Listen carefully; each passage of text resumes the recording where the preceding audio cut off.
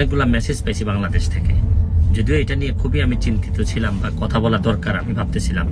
এটা আসলে আমি আপনাদের কাছে মানে আল্লাহর রাস্তায় চাই যে এটা বন্ধ করতে হবে। এটা যদি বন্ধ না করেন মানে অনেক মানুষের অনেক নির্যাতন হয়, অনেক কষ্ট হয়। আমি অন্তত মনে করি আমার মাধবপুর সোনারঘাটের মানুষ যারা আছেন, প্লিজ আমি আপনাদের কাছে চাই যে আমার জীবনে অনেকগুলা ভুল সিদ্ধান্ত, ভুল কাজ আছে আমার জীবনে, আমি মানুষ হিসেবে অনেক ভুল করছি। এই যন্ত্রণা বন্ধ করেন।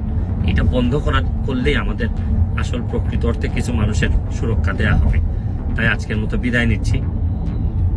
বিদেশে এসেও যে খুব বেশি এইসব চিন্তায় যে শান্তি দেয় তা না, কিছু অশান্তি নিয়ে মনে হয় বাকি জীবন পর্যন্ত, একেবারে কবর পর্যন্ত এরকম অশান্তি নিয়ে যেতে হবে। কারণ আমাদের দেশের সংখ্যা, মানুষের সংখ্যা অনেক বেশি, অর্থনৈতিক অবস্থা ভালো না। এইসব যন্ত্রণা আপনাদেরও, আমি প্রায়ই হয়তো এইভাবে যন্ত্রণা আপনাদেরকে দিতে হবে, আপনাদেরও নিতে হবে। আর আপনাদের যন্ত্রণাও আমি নিব, এই সিদ্ধান্ত নিয়ে মেম্বার অফ পার্লামেন্ট হওয়া।